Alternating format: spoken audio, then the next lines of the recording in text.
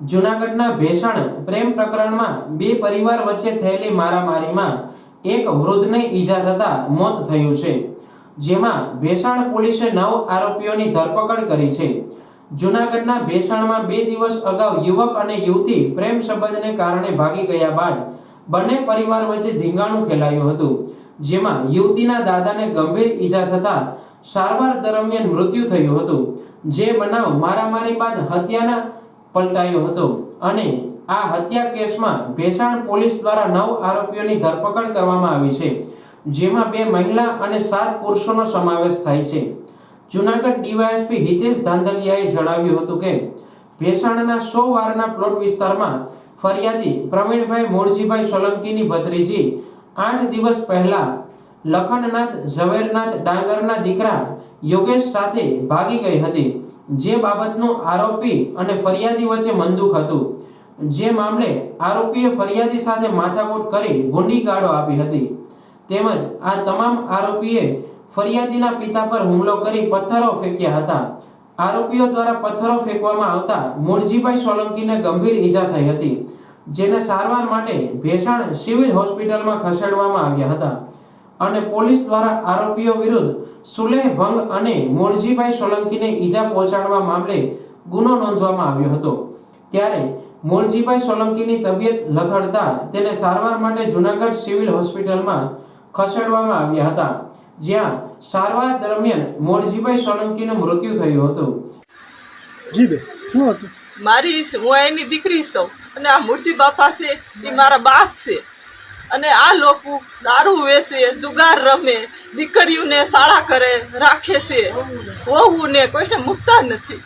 અને મારો ભાઈ હતો, એની દીકરી હતી, એને લઈ ગયા અને ઉપર જતા ધમકી દીધી અને ઘેરે હતા અને ઘેરે મારવા આવ્યા। એમાં મારા બાપુજીનું મર્ડર કરી નાખ્યું એને।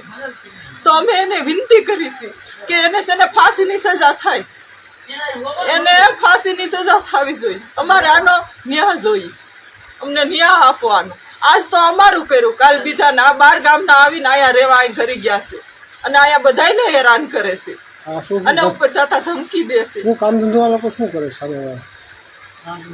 દારૂ વેચે છે, જુગાર રમે છે, એ બધો ધંધો એનો ઈ જ કરવાનો।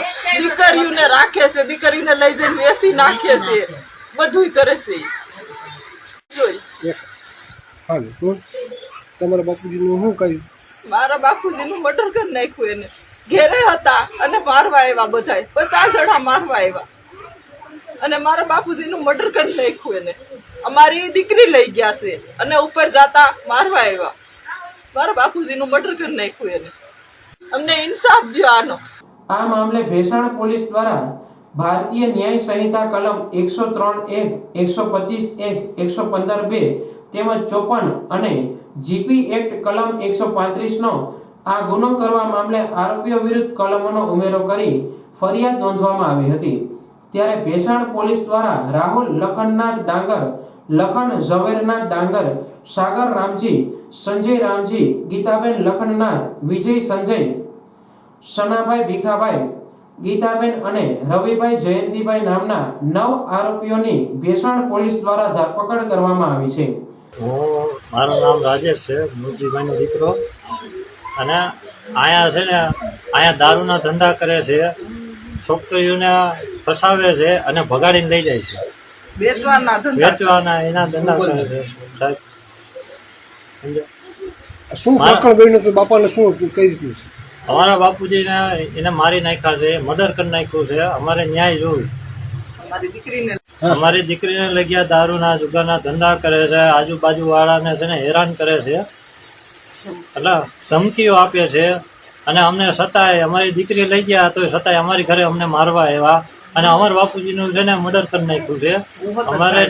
અમારે ન્યાય જોઈએ અને તો સતાય મને હોતન માર્યો તો જો આ ટાંકા લીધેલા છે, કાકા લીધેલા આવે છે ને આવી બેદરકારી કરે છે અને આ મારે છે। અમારે ન્યાય જોઈ। એ આખા એરિયામાં શું ધંધો કરે છે? દારૂનો, જુગારનો, દીકરીઓને છે ને ભગાડીને લઈ જવાનો ઈ જ ધંધો। હાલ આ તમામ આરોપીઓની ધરપકડ કરી ભેસાણ પોલીસ દ્વારા આરોપીઓની પૂછપરછ હાથ ધરવામાં આવી છે. ભેસાણ પોલીસ સ્ટેશન વિસ્તારમાં ભેસાણ ટાઉનના સોવારિયા પ્લોટમાં રહેતા ફરિયાદી પ્રવીણભાઈ મુરજીભાઈ સોલંકી, જેમની ભત્રીજી છે, આજથી 10-12 દિવસ પહેલા આ ગુનાના આરોપી નંબર 2 લખનનાથ ઝવેરનાથ ડાંગર તેમના દીકરા યોગેશ સાથે ભાગી ગયેલી હોય, જે બાબતે આરોપી અને ફરિયાદી તમામ અડોશ પડોશમાં રહેતા હોય. આ બાબતનું મંદુક રાખી આ આરોપીઓ ફરિયાદીના પરિવાર સાથે માથાકૂટ કરવા આવેલા. ત્યારબાદ એમને ગુંડાબોલી ગાળો આપેલી અને વારા પરથી આવી પથ્થરો ફેંકી અને ઈજા પહોંચાડેલી.